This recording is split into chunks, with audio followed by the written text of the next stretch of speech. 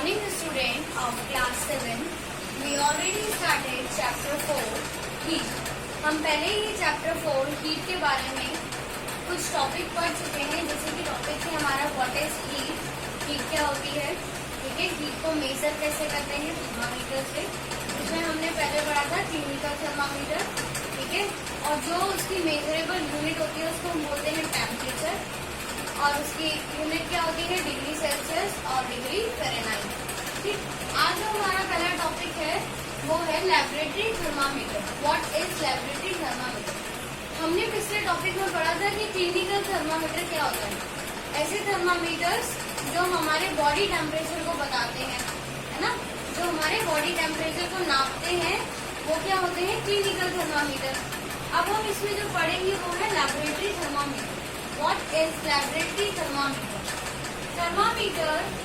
Temperature of other thing than human body is measured by laboratory thermometer. हमने पिछले topic में पढ़ा था कि क्लिनिकल थर्मामीटर से हम क्या करते थे, बॉडी टेम्परेचर नापते थे, और इसमें लैबोरेटरी थर्मामीटर में क्या होता है कि ह्यूमन बॉडी को छोड़कर बाकी दूसरी चीजों का टेम्परेचर किससे बताया जाता है, लैबोरेटरी थर्मामीटर से। ठीक है, किससे, कौन से थर्मामीटर से बताया जाता है, लैबोरेटरी थर्मामीटर से। टेम्परेचर ऑफ अदर थिंग दूसरी चीजें then human body is measured by laboratory thermometer. ठीक है, लैबोरेटरी थर्मामीटर क्या होता है कि ऐसा थर्मामीटर जिससे हम ह्यूमन बॉडी के टेम्परेचर को छोड़कर बाकी दूसरी चीजों के टेम्परेचर के बारे में बाकी दूसरी टेम्परेचर को हम मेजर कर सकते हैं, निकाल सकते हैं। जैसे कि इसमें एग्जांपल ले रखा है हमने, if we want measure temperature of 2 liquid, अगर हमें क्या करना है, 2 लिक्विड का टेम्परेचर निकालना है, then we use laboratory thermometer. तो हम क्या यूज करते हैं, लैबोरेटरी थर्मामीटर। अब देखो, जैसे कि हमने पिछले लेक्चर में पढ़ा था कि यहाँ पे हमारे पास बीकर ए है और यहाँ पे हमारे पास बीकर बी है ना, एक बीकर है ए और एक बीकर है बी, और इसमें भी कोई लिक्विड है जो क्या है, गर्म है, और इसमें भी कोई लिक्विड है वो भी गर्म है। और अगर हमें पता लगाना है कि कौन सा ज्यादा गर्म है तो हम क्या करेंगे, इसको या तो टच करके देखेंगे, है ना, जैसे हमने पिछली वीडियो में पढ़ा था, एक्सपेरिमेंट जो पढ़ा था हमने, या फिर हम वो तो हुआ कि हमें बता दें कि कौन सा ज्यादा गर्म है। अगर हमें इसका टेम्परेचर बताना हो कि इसका टेम्परेचर क्या है, इसका टेम्परेचर क्या है, तो हम क्या यूज करेंगे, लैबोरेटरी थर्मामीटर। ये जनरली लैबोरेटरी थर्मामीटर आप अपनी स्कूल की केमिस्ट्री लैब्स में देखेंगे। ठीक है, the range of laboratory thermometer is generally from -10 degree to 110 degree Celsius।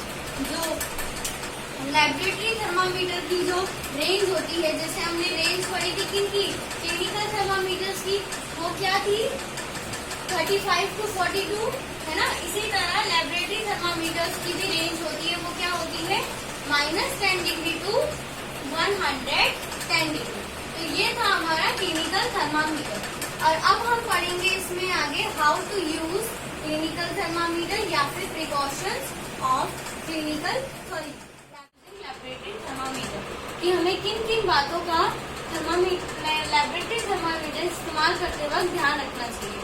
ठीक है, तो इसमें सबसे पहला पॉइंट है, dip the thermometer in a substance so that the bulb is immersed in a substance. ठीक है, मतलब हमें क्या करना है, जो भी हमारा सब्सटेंस है, जैसे अगर हमें वाटर का टेम्परेचर लेना है तो जो हमारा थर्मामीटर होगा वो किस में डुबाना है, हमें वाटर में। अगर जो भी हमारा सब्सटेंस है उसमें, अगर हम वाटर ले रहे हैं तो वाटर में, सो that the bulb is immersed in a substance.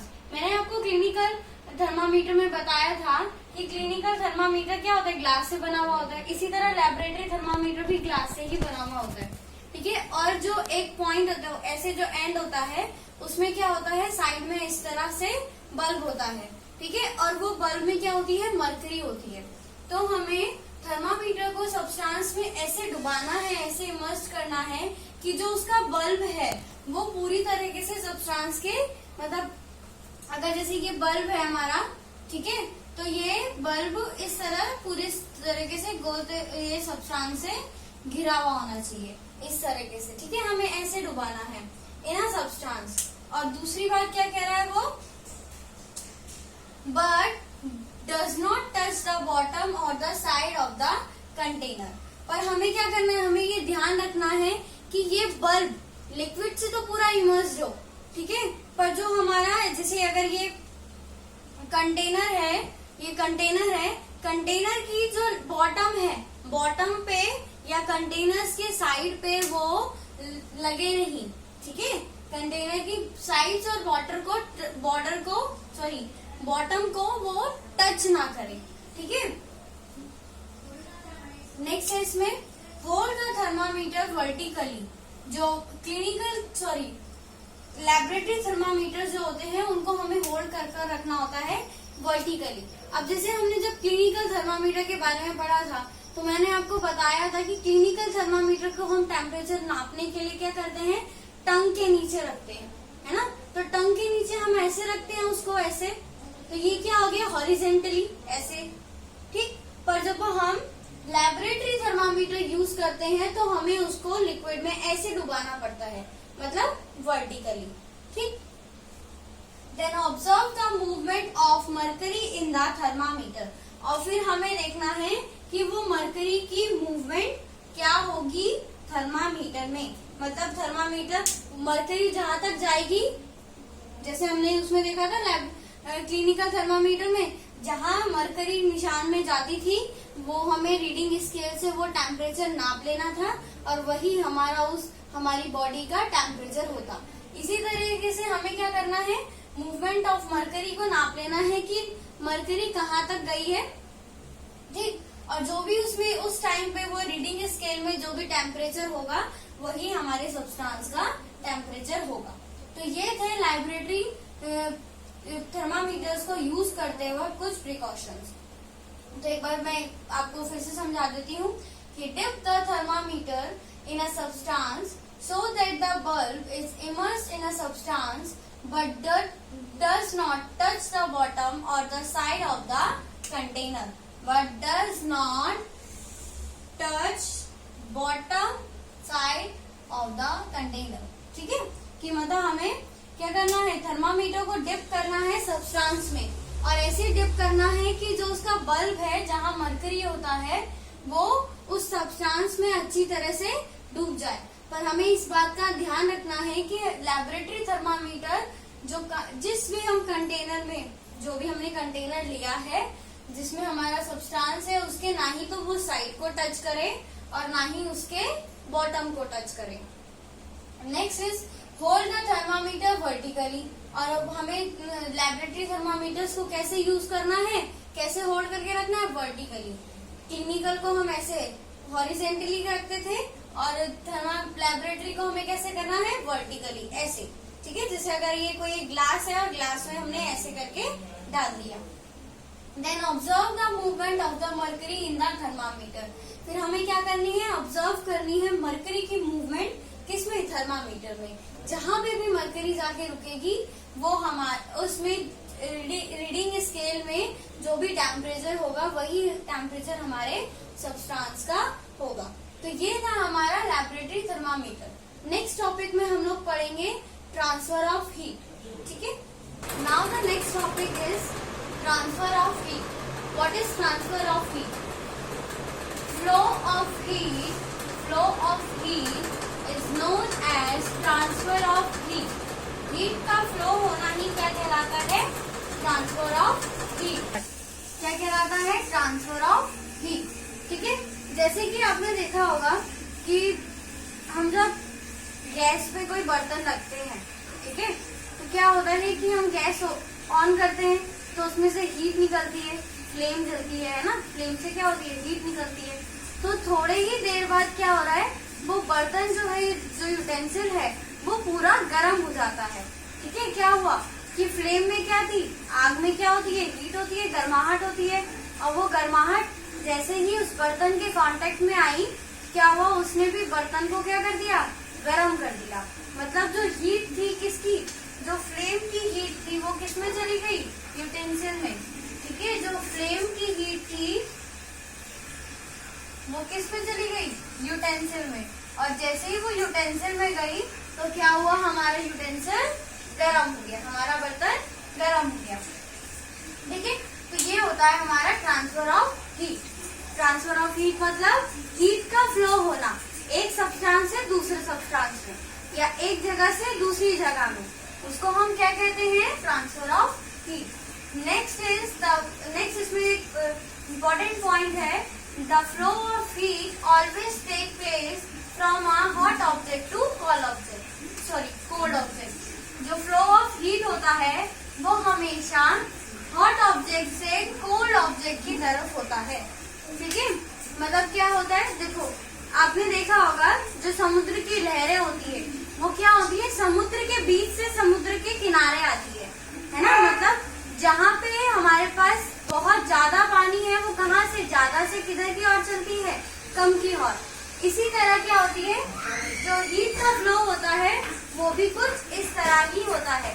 The flow of heat always take place from a hot object to cold object. मतलब जो फ्लो ऑफ हीट होगा वो कैसे होगा, हॉट ऑब्जेक्ट से कोल्ड ऑब्जेक्ट की तरफ आएगा।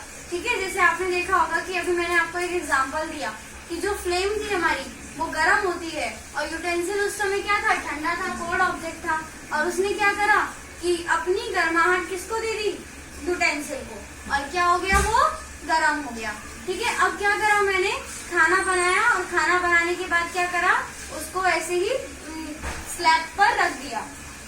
ठीक है, तो क्या होगा, थोड़ी देर बाद खाना ठंडा हो जाएगा। वो खाना ठंडा कैसे हुआ कि जो हीट थी सराउंडिंग के मुकाबले तो हमारा बर्तन ज्यादा गर्म था ना, जो हमारे आसपास का जो एनवायरमेंट था वो ठंडा था एज कम्पेयर टू यूटेंसिल जिसमें हमने खाना बनाया।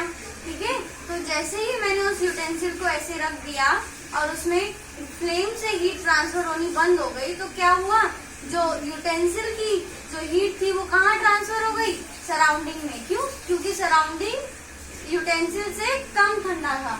तो इसी को हम बोलते हैं फ्लो ऑफ हीट। और फ्लो ऑफ हीट हमेशा हॉट ऑब्जेक्ट से कोल्ड ऑब्जेक्ट की तरफ ही होती है।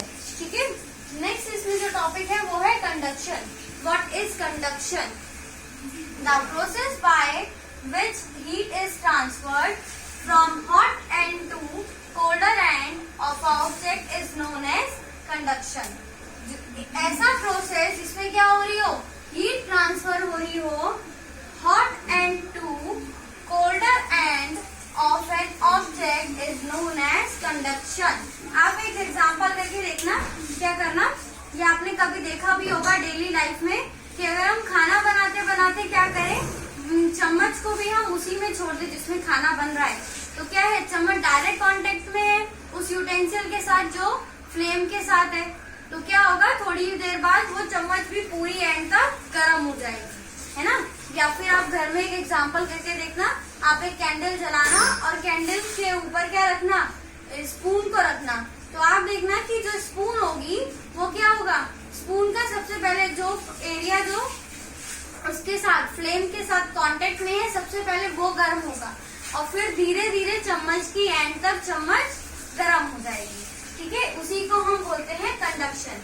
ऐसे मतलब वो क्या कर रहे हैं, हीट को फ्लो होने दे रहे हैं, हीट को क्या होने दे रहे हैं, ट्रांसफर होने दे रहे हैं। कैसे, hotter end to colder and.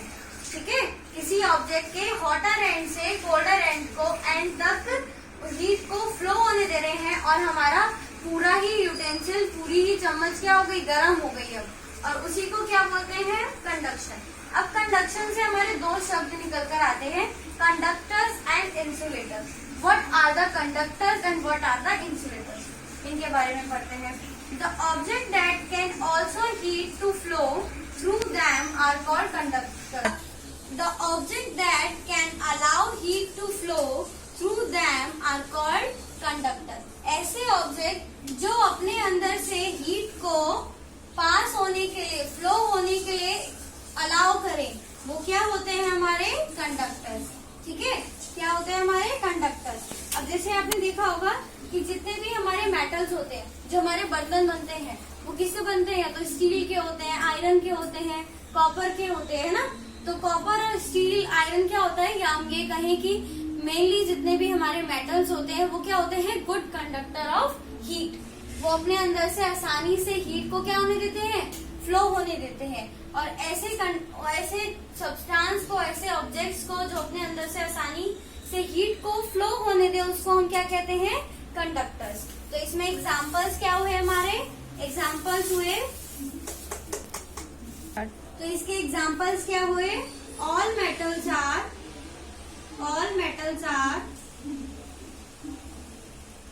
Metals means जिससे स्टील बनता है ना, कॉपर होते हैं, वो सब क्या है? वो मेटल है। All metals are good conductor of heat, good conductor of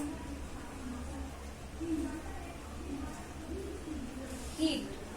ठीक है, जितने भी हमारे मेटल्स होते हैं वो अच्छे कंडक्टर्स होते हैं हीट के। ये तो हुआ हमारा कंडक्टर्स की। कंडक्टर्स क्या होते हैं? नेक्स्ट है हमारा इंसुलेटर्स। जो इंसुलेटर्स होते हैं वो जस्ट इसके अपोजिट होते हैं। क्या होते हैं? The object that do not allow heat to pass through them are called insulator. ऐसे ऑब्जेक्ट जो हीट को अपने अंदर से फ्लो होने को अलाउ ही नहीं करते, उसको हम क्या बोलते हैं? इंसुलेटर्स। ठीक है, do not allow heat to pass. ठीक है, वो क्या कर रहे हैं? अपने अंदर से हीट को पास नहीं होने दे रहे हैं। जैसे कि आपने देखा होगा कि हमारे बर्तन के, जो हमारे यूटेंसिल्स होते हैं, बर्तन होते हैं, बर्तनों के एंड में क्या होता है? प्लास्टिक का हैंडल होता है। प्लास्टिक नहीं होता वैसे, मेनली वो बैकलाइट होता है, हैंडल होता है, या फिर वुडन हैंडल होता है। क्यों? ताकि हम उसको आसानी से पकड़ सके एंड से, क्योंकि जब हमारा खाना बन जाएगा तो हमने उसको उतार कर रखना भी है ना। इसलिए क्या किया जाता है? बर्तनों के एंड को वुड, या तो वुड से बनाया जाता है, लकड़ी से बनाया जाता है, या प्लास्टिक से बनाया जाता है। क्यों? क्योंकि प्लास्टिक क्या होते हैं? इंसुलेटर्स होते हैं। इंसुलेटर मीन्स वो अपने अंदर से हीट को फ्लो नहीं होने देते। ठीक है, इसलिए जो बर्तन होते हैं हमारे, जिसमें हम खाना बनाते हैं, वो कभी प्लास्टिक के नहीं देखे हमने। ये प्लास्टिक के बर्तन में हम खाना नहीं बनाते ना, और ना ही लकड़ी के बर्तनों में खाना बनाते हैं। हम किस में बनाते हैं? मेटल्स में बनाते हैं। पर जो हमारे जो हैंडल्स होते हैं बर्तनों के, वो हम किससे बनाते हैं? वुड और प्लास्टिक से। क्यों? क्योंकि वो इंसुलेटर्स होते हैं। तो हमारा इसका एग्जाम्पल क्या हुआ? Would and plastic. इंसुलेटर्स का एग्जाम्पल क्या हुआ? Would and plastic. Would and plastic. ठीक है, तो ये था हमारा transfer of heat. Transfer of heat क्या होता है? ठीक है, उसके बाद हमने पढ़ा कंडक्शन। कंडक्शन क्या होता है? फिर उसके बाद हमने पढ़ा, कंडक्शन से ही हमारे दो टॉपिक्स और निकल कर आए, कंडक्टर्स और इंसुलेटर, कि कंडक्टर्स क्या होते हैं और इंसुलेटर्स क्या होते हैं। अब जो नेक्स्ट टॉपिक है हमारा वो है कन्वेक्शन। क्या है? कन्वेक्शन। तो जो नेक्स्ट टॉपिक है हमारा कन्वेक्शन, वो हम नेक्स्ट वीडियो में पढ़ेंगे, नेक्स्ट लेक्चर में पढ़ेंगे। आई होप आप लोगों को आज के टॉपिक समझ में आए होंगे। Thank you.